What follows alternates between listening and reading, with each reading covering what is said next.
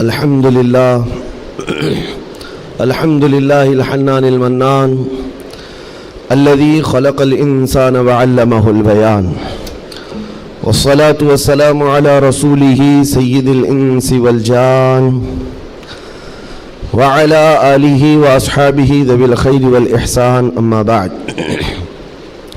فأعوذ بالله من الشيطان الرجيم بسم الله الرحمن الرحيم ومن يبتغي غير الإسلام دينا فلن يقبل منه وهو في الآخرة من الخاسرين صدق الله مولانا العظيم۔ بارگاہ رسالت مآب صلی اللہ تعالی علیہ وسلم میں ایک بار درود پاک کا ہدیہ پیش کریں۔ اللہم صلی علی سیدنا و مولانا محمد معدن الجود والکرم وآلہ واصحابہ الکرام وابنہ الکریم وبارک وسلم صلاة دائمة سرمدا ابدا۔ عزیزان گرامی وقار، ایک حدیث پاک ہے، رسول گرامی وقار صلی اللہ تعالی علیہ وسلم ارشاد فرماتے ہیں، ایمان کی حلاوت، ایمان کی لذت، ایمان کی جو شیرینی ہے، مٹھاس ہے، آپ کو ملی ہے یا نہیں ملی ہے یہ میں نہیں بتا سکتا ہوں، لیکن اگر پانا ہے اس کی لذت، اس کی حلاوت، ایمان کی مٹھاس ہوتی کیسے ہے، اس کے لیے حضور پاک صلی اللہ علیہ وسلم نے 3 علامتیں بتائی ہیں۔ جس شخص کے اندر یہ 3 باتیں آ جائیں تو پھر وہ ایمان کی لذت محسوس کر سکتا ہے، ایمان کی مٹھاس اسے مل سکتی ہے۔ ایمان جو ہے صرف داڑھی ٹوپی کا نام نہیں ہے، جبہ کرتے کا نام نہیں ہے، ایمان صرف جھنڈا لے کر گھومنے کا نام نہیں ہے، ایمان ایک الگ کیفیت ہے جس کا سرور بندے کو ملتا ہے، جس کی لذت اور جس کی شیرینی کو وہ بتا نہیں سکتا، اور وہ کیسے حاصل ہوتی ہے؟ 3 چیزیں میرے آقا فرماتے ہیں۔ پہلی چیز، اللہ اور اس کے رسول سے سب سے زیادہ محبت کرتا ہو، پہلی چیز۔ اور دوسری چیز یہ ہے کہ جس سے بھی محبت کرتا ہے دنیا میں وہ صرف اللہ اور اس کے رسول کے لیے کرتا ہے۔ تیسری چیز ہے، کفر میں واپس لوٹنے کو اتنا سخت سمجھتا ہو جیسے آگ میں ہاتھ ڈالنے کو سخت سمجھتا ہو۔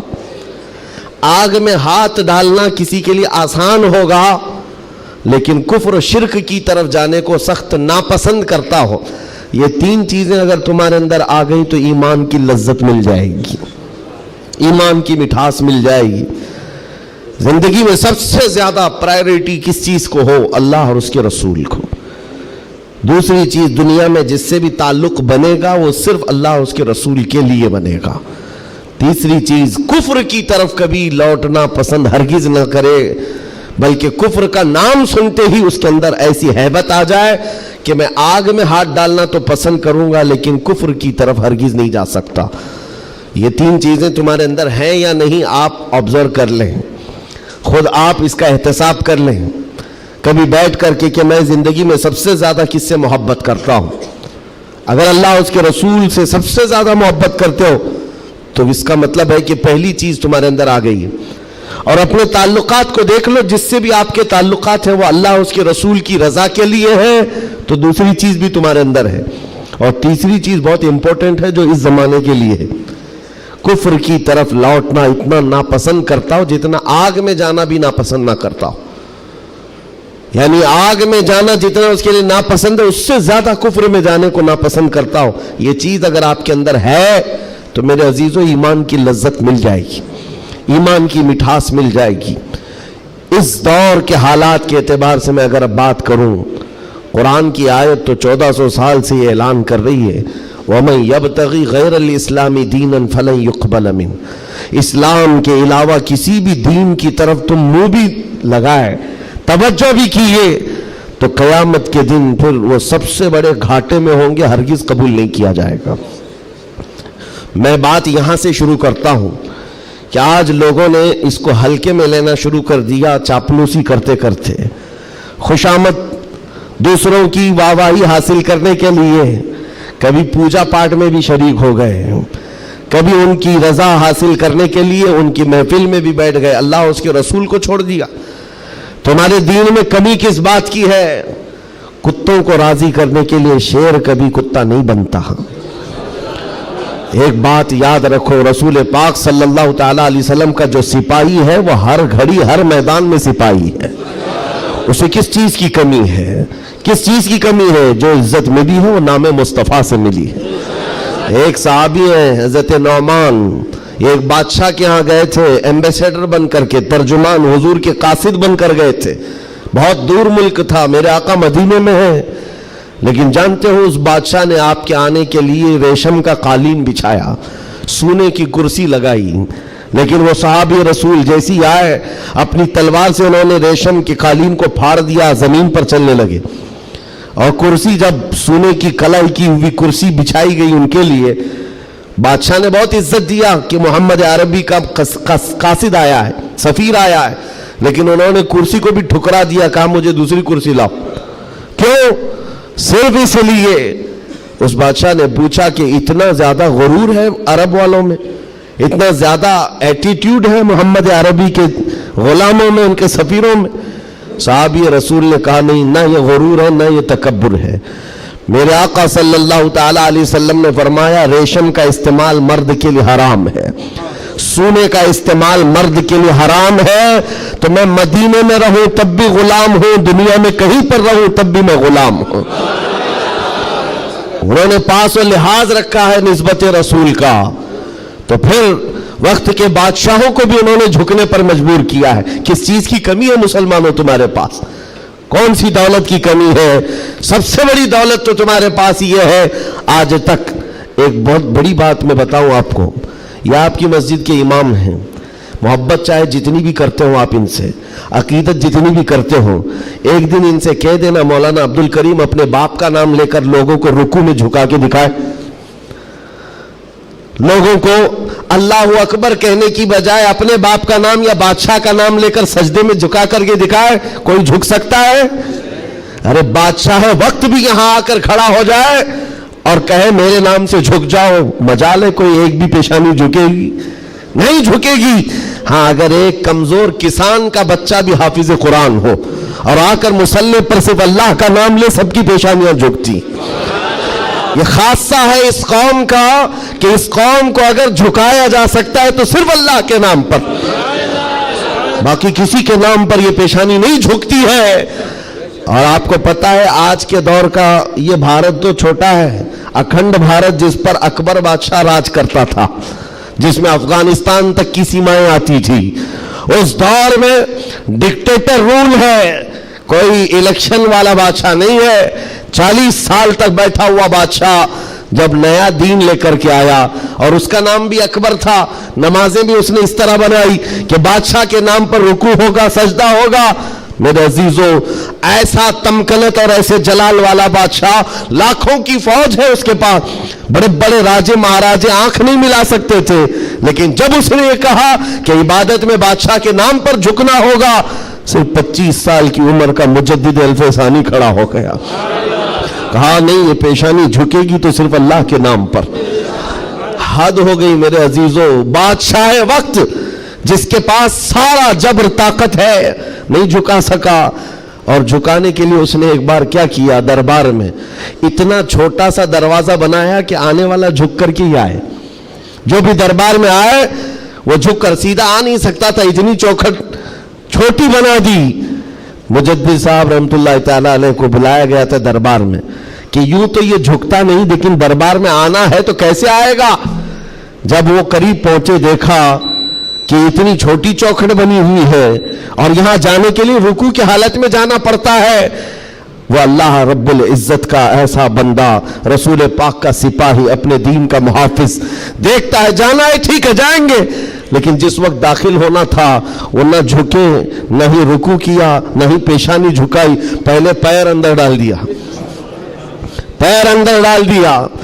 جیسے سامنے لوگوں نے دیکھا کہ لوگ پیشانی پہلے اندر ڈال کر کے آتے تھے، اور یہ عالم دین ہے کہ پیر اندر ڈال کر کے آ رہا ہے. یہاں جیسی آئے تو لوگوں نے یہ اعلان کیا کہ بادشاہ کی بڑی توہین ہوئی، بادشاہ کی بڑی توہین ہوئی. پاؤں دکھا کر کے آ رہا ہے یہ مولوی، قدم دکھا کر کے آ رہا ہے. آپ نے کہا بادشاہ کی توہین میں نے نہیں کی، بادشاہ نے خود اپنی توہین کروائی ہے. उसे खुद पैर पसंद थे इसलिए दरवाजा छोटा किया। अजीजान गिरामी वक़ार, तुम्हारे पास किस चीज की कमी है? अल्लाह ताला ने ये खुसूसियत अता की है, ये पेशानी कभी किसी गैर के सामने नहीं झुकती है, नहीं झुकती है। करोड़ों के सामने थोड़ी ताकत और कुव्वत की पूजा करने वाली ये कौम नहीं है। आज इनके पास ताकत आई तो इनकी पूजा करेंगे, उनके पास आई तो उनकी पूजा करेंगे। कौम में मुस्लिम सिर्फ और सिर्फ अल्लाह वहदहु ला शरीक की इबादत करती है। हम रसूल पाक से बेपनाह मोहब्बत करते हैं लेकिन इबादत नहीं करते रसूल की भी। हुजूर पाक सल्लल्लाहु अलैहि वसल्लम के दरबार में भी इबादत नहीं करते, ताजीम है, इबादत सिर्फ अल्लाह की करते हैं। यह खासा कम है, इसी बात से तो पूरी दुनिया को कुड़न है और जलन है कि ये दुनिया में एक वाहिद कौम ऐसी है। मुझे बताओ, उन सब को झुकने के लिए मूर्तियां देखना पड़ता है। हाँ, इबादत करने के लिए अपने अपने खुदाओं की सूरत और मूरत बनाई हुई है। पूरी दुनिया में करोड़ों मस्जिदें होंगी, किसी भी मस्जिद में खुदा की कोई तस्वीर है? कहीं कोई तस्वीर बनाई गई है अल्लाह की कि इसे देखना होगा फिर झुकना होगा? ईसाई हो कि यहूदी हो कि हिंदू हो कि कोई भी कौम हो, सबों ने कुछ न कुछ मूरत बनाई है। सिर्फ ये तन्हा कौम है जो बिना देखे अल्लाह की बारगाह में सजदा करती। युमिनून बिल गैब, अल्लाह ने तारीफ में फरमाया है ये गैब पर ईमान लाने वाली जमात है। और जिसका ईमान ही इतना मजबूत है, खुदा को देखा कभी नहीं और झुकते हैं। आज तक इमाम साहब के पैजामे को लेकर सवालात होते रहे, इमाम साहब के आने जाने को लेकर सवालात होते रहे। कोई एक बंदा भी मुझे बताओ आकर इमाम साहब से कहता है हर दिन आप झुकाते हैं, कभी अल्लाह को दिखाते क्यों नहीं? कोई नहीं पूछता। हर एक को पता है हमारा ईमान ही है गैब पर ईमान लाने वाली कौम। अज़ीज़ान गिरामी वक़ार, अब मैं आगे बात करता हूं।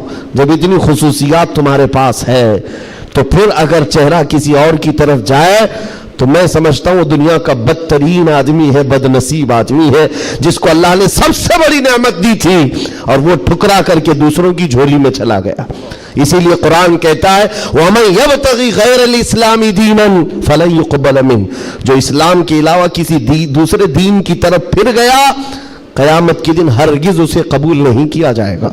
वहुवा फिल आखिरति मिनल खासिरीन, वो आखिरत में बहुत बड़े घाटे में होगा। मैं एक मिसाल देता हूं आपको।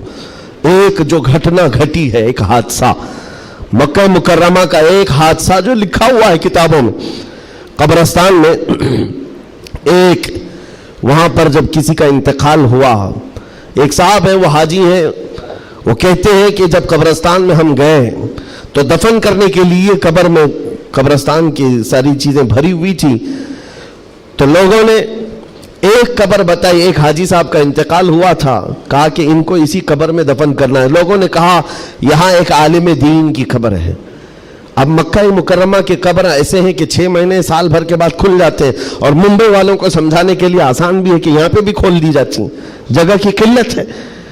तो जब दफन करने के लिए उस आलिम दीन की कब्र खोली गई तो वहां वो आलिम दीन नहीं है, वो एक जवान लड़की सोई हुई है, एक नौजवान लड़की है। तो जो जनाजे में आए हुए थे उनमें एक हाजी ने कहा मैं तो इस लड़की को पहचानता हूं, ये अरब की नहीं, ये मक्का की नहीं, ये फ्रांस की रहने वाली और क्रिश्चियन लड़की है, ये ईसाई लड़की है। कहा ये कैसे हो सकता है, नामुमकिन है। घर सारे लोगों को जो खबर थी वो एक अच्छे आलिम दीन की खबर थी, यहां एक दूसरी लड़की कैसे दफन है। तो ये हंगामा हुआ, बात फैल गई। उसके बाद तहकीक करने लगे, जो उलमा तक बात गई तो उलमा ने कहा कि अगर ये जो बंदा कह रहा है कि ये फ्रांस की रहने वाली, यूरोप की रहने वाली लड़की यहां पर है, तो मालूम करते हैं कि वहां हकीकत में ये लड़की, इसकी शक्ल।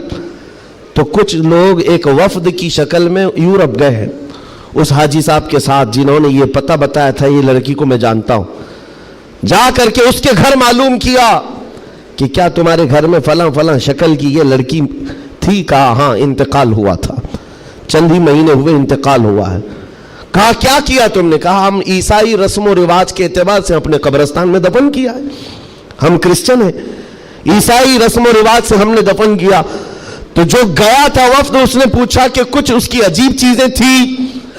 तो लोगों ने कहा कि हाँ एक चीज थी, हमें अंदाजा हो गया था कि वह इस्लाम ला चुकी थी, ہم نے اس کو مارا توڑا بہت کچھ کیا ہے. تو پھر یہ بات خبر پھیلی اس لڑکی کے اسلام لانے کی, تو مقامی علماء کو پوچھا گیا. ایک عالم دین نے کہا ہاں وہ لڑکی دل و جان سے اسلام کو قبول کرتی تھی اور پیارے حبیب صلی اللہ علیہ وسلم سے بے پناہ محبت کرتی تھی, اور گھر والوں کے ظلم و ستم کو سہ نہ سکی, جان دے گئی اور مر گئی. لیکن ہم مجبور تھے, گھر والوں سے ہم کچھ نہیں کر سکتے تھے. لیکن اس لڑکی نے ایک مرتبہ کہا تھا کہ میرے مرنے کے بعد میرے آخری رسم و رواج اسلام کے مطابق ہوں. ہم نہیں کر سکے کیونکہ خفیہ طور پر وہ مسلمان تھی, ہم ایکشن نہیں لے سکتے تھے. اور ہمیں اس بات کا افسوس ہے کہ اسے عیسائی قبرستان میں دفن کر دیا گیا. سنو حیرت کی بات ہے, لوگ ایک بہت عجیب اچنبے میں پڑتے جا رہے ہیں, نئی نئی باتیں کھلتی جا رہی. تو اس کے بعد یہ فیصلہ ہوا کہ آئے ہوئے وفد نے اور گھر والوں کو اطلاع دے کر کے کہ ہم چلتے ہیں جس قبرستان میں آپ نے اپنی بیٹی کو دفن کیا ہے, ہم جا کر کے دیکھنا چاہتے ہیں وہاں. ہاں, تو عیسائی قبرستان میں بڑی مشکل سے انہوں نے کہا کہ ٹھیک ہے. قبر کھولی گئی تو وہاں وہ عالم دین سویا ہوا جس کو مکہ میں دفن کیا گیا تھا. اب حیرت کی انتہا اور ہو گئی, اس کا اس عیسائی قبرستان میں کیا لینا دینا, یہ آیا کیسے, یہاں پہنچا کیسے. میرے عزیزو, یہ بات اگر لکھی ہوئی نہ ہوتی تو میں کبھی نہیں کہتا. اور جب اور حیرت بڑھ گئی, وہ وفد علماء کا واپس آیا, کہا کہ اس راز کو ہم معلوم کرتے ہیں اس عالم کے گھر سے ہی. ایک بات تو سمجھ میں آ گئی کہ لڑکی مسلمان ہو گئی تھی اور اسلام سے بے پناہ محبت تھی. اللہ کا کرم ہوا, ہو سکتا ہے اسے کفرستان سے نکال کر مولا تعالی ایمان والوں کے بیچ میں, اولیاء اور صحابہ کے بیچ میں دفن کر دیا ہو. فرشتوں نے اس کو منتقل کر دیا, اور یہ ممکن ہے, یہ ممکن ہے. لیکن اس کے ساتھ کیا ہوا ہے, یہ مسلمانوں کے قبرستان سے کرسچن اور عیسائیوں میں کیسے آ گیا. گئے واپس جانے کے بعد بہت قابل توجہ بات کر رہا ہوں, اور اس زمانے کی بہت ہی امپورٹنٹ چیز آپ کو میں بتا رہا ہوں, دل دہلا دینے والی چیز ہے. واپس آنے کے بعد اس عالم کے گھر گئے لوگ, اس کی بیوی موجود تھی جو بیوہ تھی. جا کر پوچھا کہ تیرے شوہر کے بارے میں ہمیں کچھ معلومات حاصل کرنی ہے. اس نے کہا بتائیے کیا ہے. کہا کہ کیسا تھا وہ. کہا اس کے اخلاق بہت اچھے تھے, اور نمازوں کی, کہا ایک نماز بھی قضا نہیں کرتا تھا, پابند تھا, لین دین میں سب چیزوں میں اچھا تھا. پھر بچا کیا, بیوی ساری چیزیں اچھی بتا رہی, مسلمان ہے. بیوی نے گھبرا کر پوچھا آخر اس کے بارے میں اتنی تحقیق کیوں کر رہے ہیں, آپ بتا سکیں. تو علماء نے کہا کہ بتانے کے لائق نہیں ہے, لیکن سن لو, تمہارا شوہر مکہ کے قبرستان میں نہیں ہے, عیسائیوں کے قبرستان میں ملا. اس کی قبر میں وہ موجود نہیں. وہ دھاڑے مار کر رونے لگی کہ ہائے کیا ہو گیا میرے شوہر کے ساتھ, وہ عیسائیوں کے قبرستان میں کیسے پہنچ گیا. اور جب اس کا غم میں کچھ افاقہ ہوا تو خاتون کہتی ایک بات ہے جو بات مجھے آج کہنا ہے, توجہ. عورت کہتی ایک بات ہے, میرا شوہر سب اچھا تھا, لیکن کیا ہے جانتے ہو, جب ہم لوگ رات کو سوتے یا جمع کرتے, غسل واجب ہوتا, تو ہر بار میرا شوہر ایک بات کہتا کہ عیسائیوں کے مذہب میں کتنا اچھا ہے کہ غسل واجب نہیں ہوتا. یہ ہمارے اسلام میں ہے کہ بار بار نہانا پڑتا ہے, عیسائیوں کے مذہب میں جو ہے جمع کرنے کے بعد غسل واجب نہیں ہوتا, کتنا اچھا ہے. یہ بات وہ کہتا تھا, تب میں اس کو ٹوکتی تھی کہ دین اسلام کے علاوہ کسی دوسرے مذہب کے متعلق مت کہا کرو. بار بار وہ یہ کہتا تھا, شاید یہ وجہ ہے کہ موت کے بعد اسے وہیں پہنچا دیا گیا جہاں کی وہ بات کرتا تھا. وَمَن يَبْتَغِ غَيْرَ الْإِسْلَامِ دِينًا فَلَن يُقْبَلَ مِنْهُ, قرآن کہتا ہے جو اسلام کے علاوہ دوسرے دین کی طرف منہ پھیرا ہرگز نہیں قبول کیا جائے گا. اور میرے آقا فرماتے ہیں من تشبہ بقوم فہو منہم, جس نے کسی دوسری قوم کی مشابہت اختیار کی, قیامت کے دن اسی قوم کے ساتھ اسے اٹھایا جائے گا, اسی قوم کے ساتھ اٹھایا جائے گا. مسلمانوں, آج ایمان مضبوط کرنے کا وقت آ گیا آپ کے. ہواؤں کو دیکھ کر, طوفانوں کو دیکھ کر آپ اپنے دین میں ذرا بھی لچک نہ لانا. کلمہ طیبہ پر اگر حملے ہونے لگے تو کیا تم اپنا کلمہ بدل لو گے؟ اذان سے اگر کسی کو نفرت ہونے لگی تو کیا اذان کے کلمے بدل لو گے؟ یہ دنیا اگر تم بدلنے لگ گئے تو اتنا بدلے گی کہ انسان کی بجائے کتا بنا کر رکھ دے، تب بھی وہ راضی نہیں ہوں گے، تب بھی وہ راضی نہیں ہوں گے۔ ہم نے دیکھا ہے ان لوگوں کو جو آج بھی دھوتیاں اٹھا کر کے چلتے ہیں، جوتیاں اٹھا کر کے چلتے ہیں، ان کی حیثیت کیا ہے؟ آج کفار و مشرکین کے قدموں میں بیٹھ کر کے وہ سوچتے تھے کہ سکتہ مل جائے، تختہ مل جائے، ملا کچھ نہیں، استعمال ہوتے رہے، ذلیل اتنے ہوئے کہ نہ اپنی قوم کے رہے نہ اس قوم کے رہے۔ کاش ایک بار میرے مصطفیٰ کا وفادار بن کر دیکھتا، ایک بار بن کر کے دیکھتا، پھر عزتیں کیا ہیں؟ اللہ اکبر، جب تک بکے نہ تھے تو کوئی پوچھتا نہ تھا، یا رسول اللہ تم نے خرید کر ہمیں انمول کر دیا ہے۔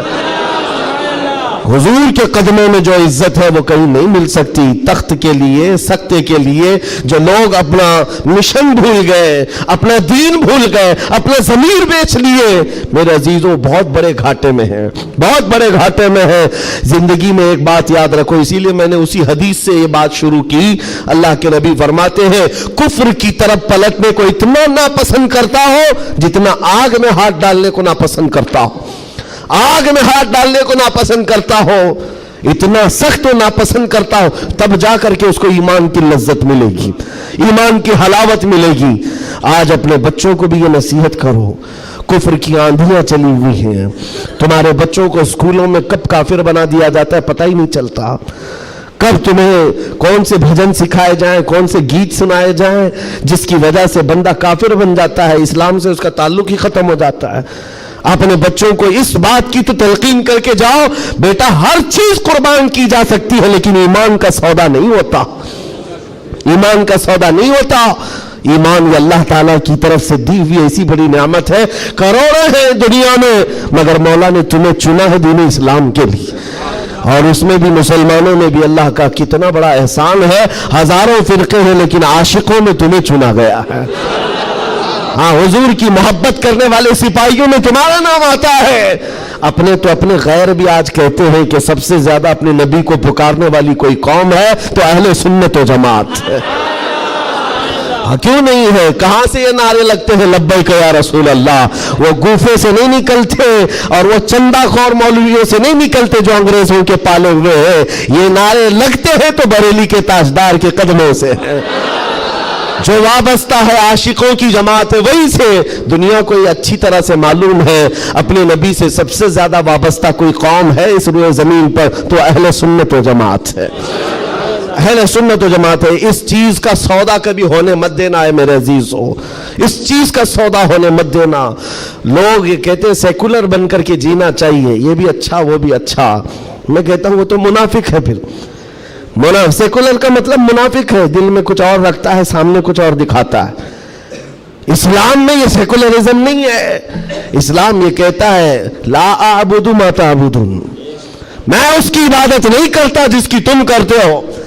جانتے ہو میرے آقا صلی اللہ تعالیٰ علیہ وسلم نے 2 ٹوک جملوں میں کہا تھا، ایسا نہیں ہے کہ مصلحت میرے آقا سے زیادہ کون جانتا ہے۔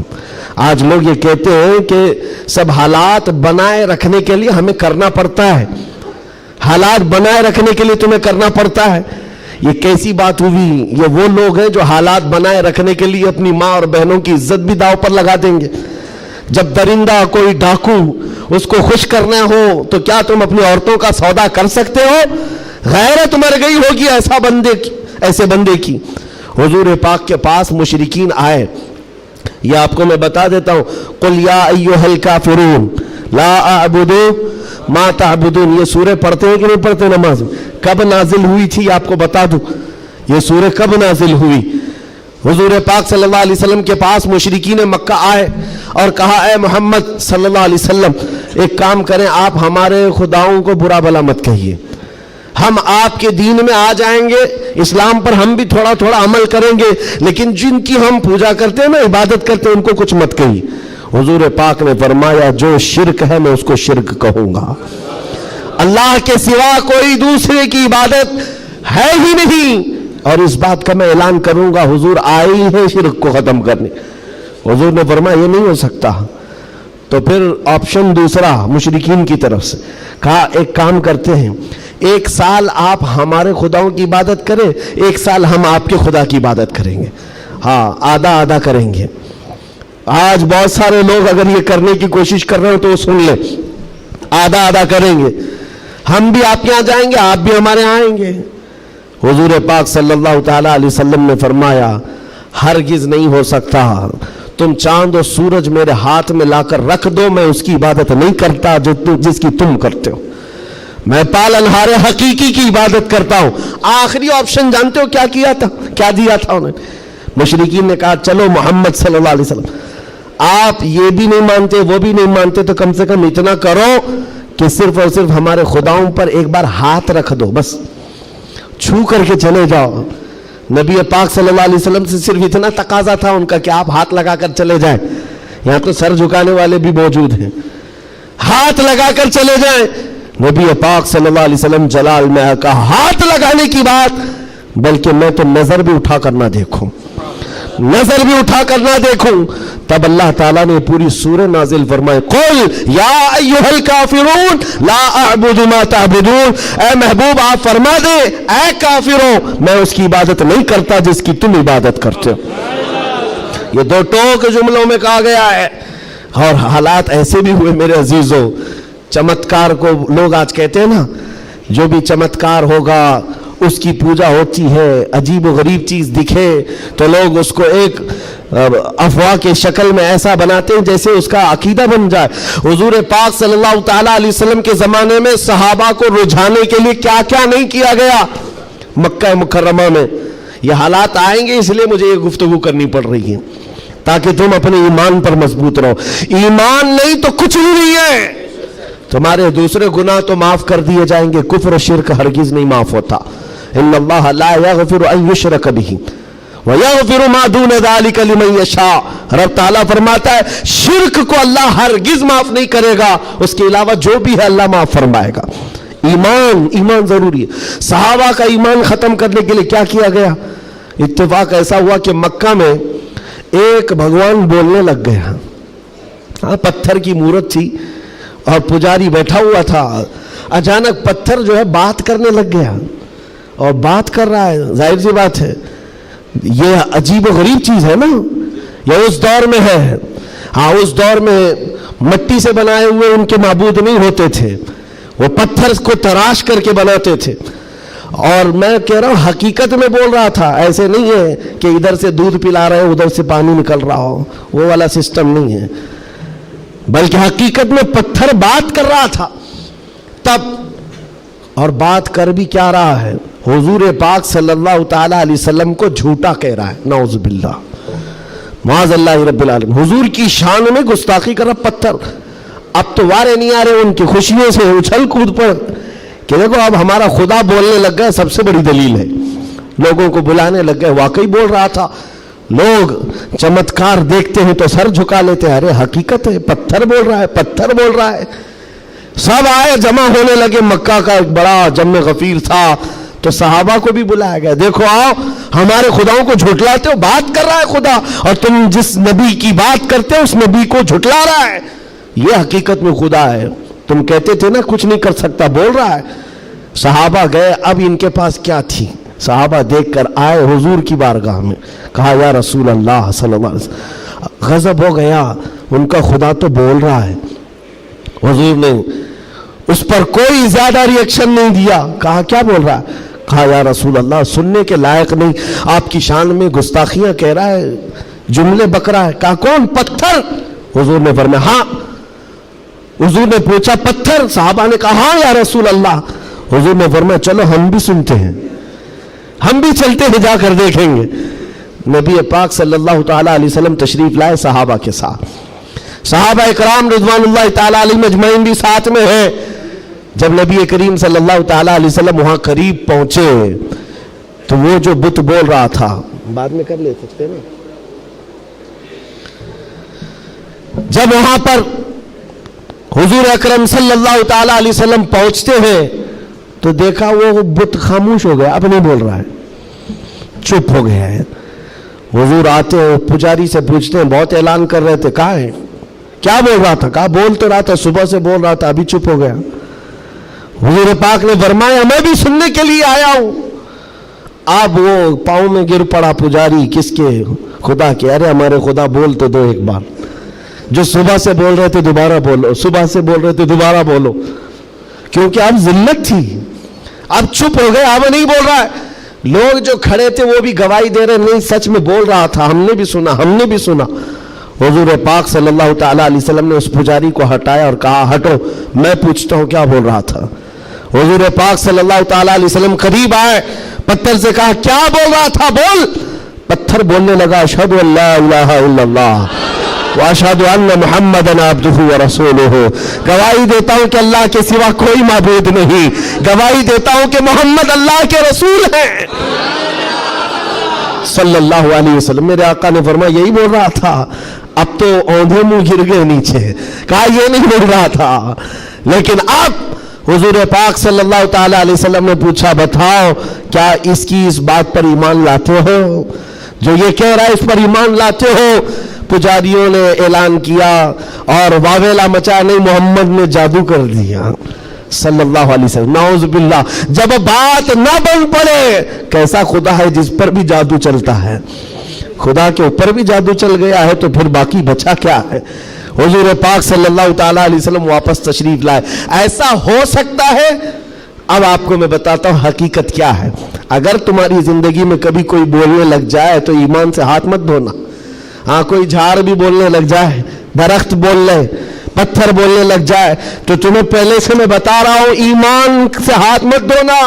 हो सकता है ये चीजें हो। अब तो करंट का जमाना है, बैटरी लगा करके कुछ भी बोला जाए, लेकिन उस दौर की बात कर रहा हूं जब कोई बैटरी और सेल नहीं थी। अब तो गुड्डी गुड़िया भी बोलती है। उस दौर में क्या हुआ, क्या था, पत्थर बोला कैसे? नबी पाक सल्लल्लाहु ताला अलैहि वसल्लम वापस तशरीफ ले जा रहे थे, बीच रास्ते में मेरे आका खड़े हो गए। एक साहब आए जंगल की तरफ से, उनके हाथों में तलवार थी, खून था। नबी पाक सल्लल्लाहु अलैहि वसल्लम उनसे गुफ्तगू करते रहे, फिर वो अचानक गायब हो गए। पूछा साहबा ने कौन थे? हुजूर फरमाते हैं वो जिन्नात में से मेरे एक सहाबी हैं, जिन्नात में ईमान लाए हुए। हुजूर से पूछा साहबा ने क्या मामला है? कहा उस मेरे सहाबी ने खबर दी कि एक मुशरिक और काफिर जिन था जो पत्थर में जाकर के बोल रहा था, पत्थर में जाकर वो बोल रहा था, जिन की आवाज थी और काफिरों को लुभा रहा था, आपके खिलाफ बोल रहा था। और हमें ये खबर मिली, हम अपने मोहल्ले में बैठे थे, जिन्नात के भी मोहल्ले हैं, आबादियां हैं, सब हैं। वो जिन साहबी कहते मुझे खबर मिली कि एक गुस्ताख, एक काफिर पत्थर में घुसकर आपके खिलाफ बोल रहा है। उसी वक्त में तलवार लेकर के निकला और जिस वक्त आया तो इत्तेफाक था कि आप भी वहां पर तशरीफ लाए हुए थे। मैं उस आपके आने से पहले उसका कत्ल कर चुका था, और जब आपने फरमाया पत्थर को बोल, क्या बोल रहा था, तब मैंने कहा था अशहदु अल्ला इलाहा इल्लल्लाह।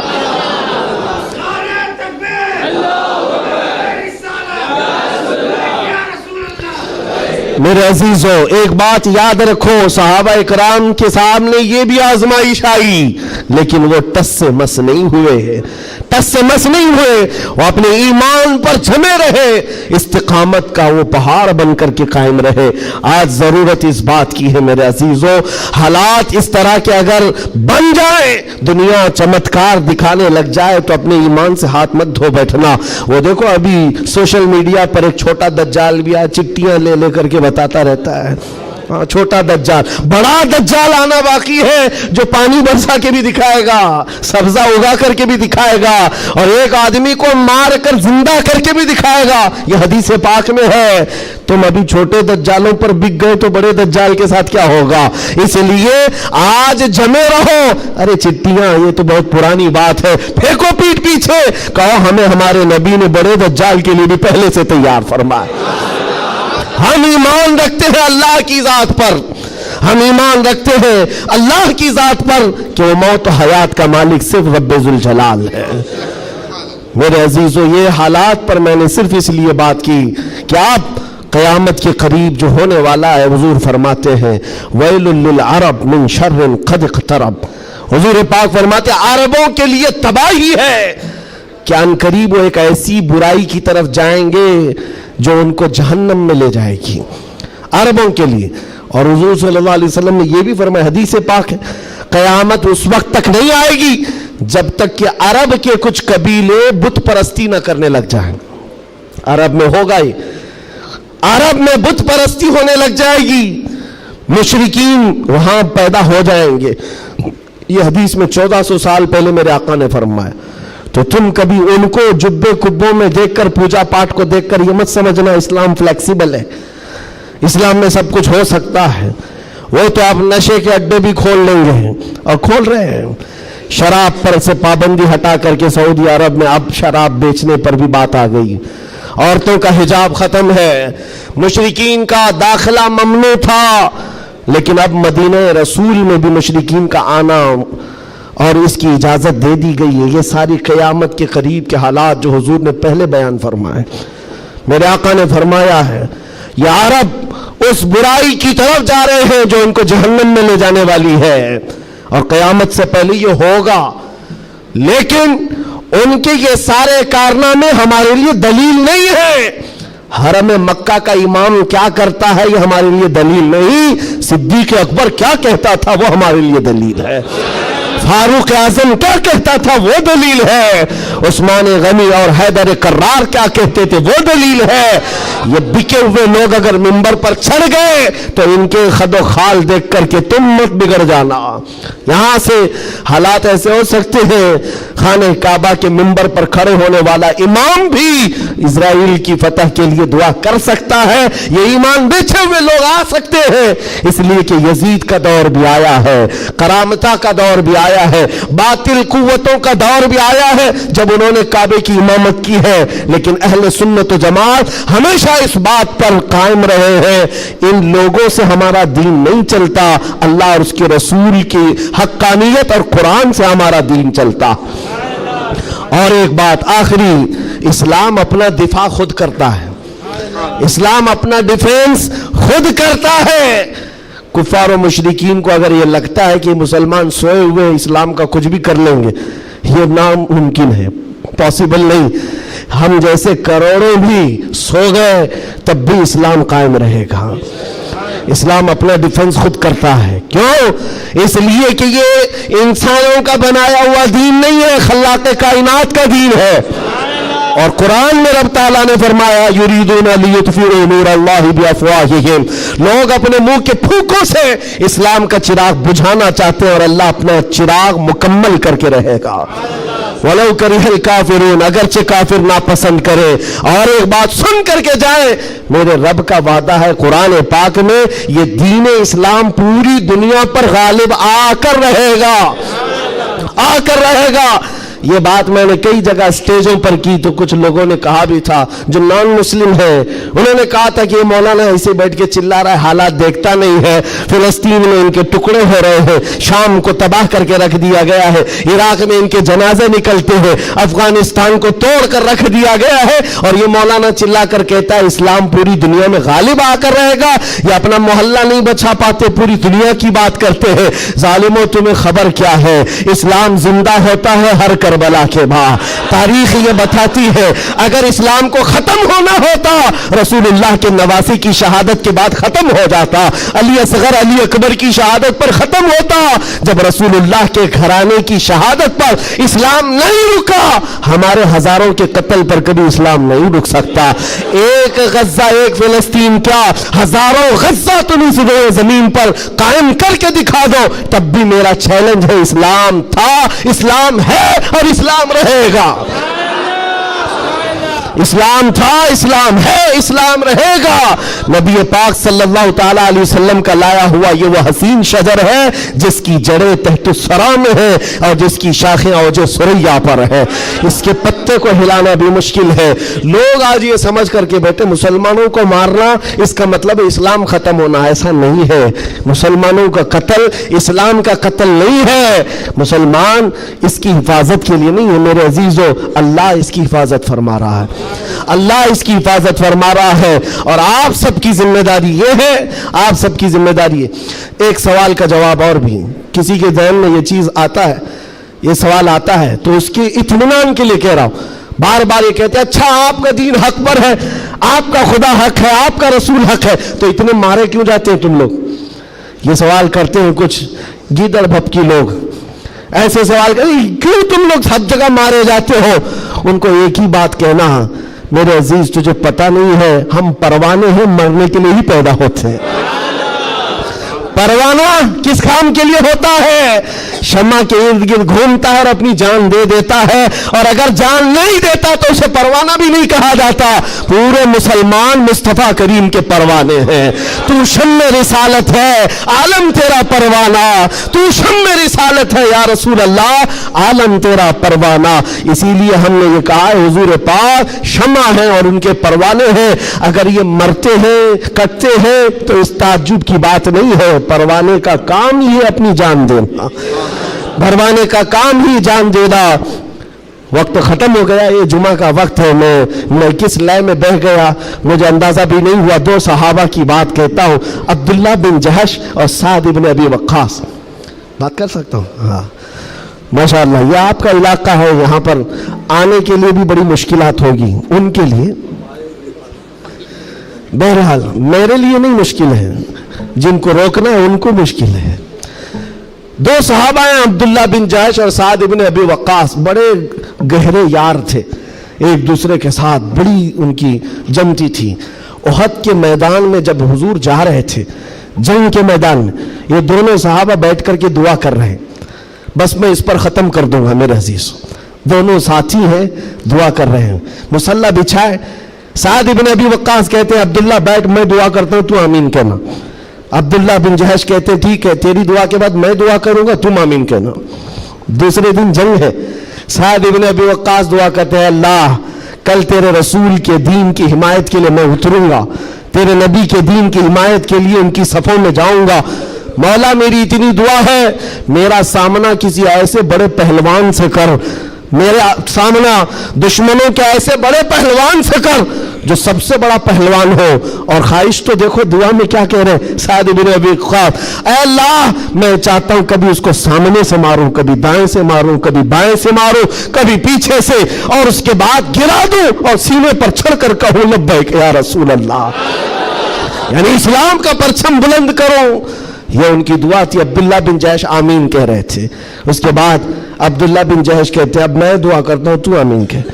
اللہ اکبر، ان کی دعا کیسی ہے، اللہ اللہ، حدیث میں پڑھتا ہوں میری آنکھیں بھیگ جاتی ہیں۔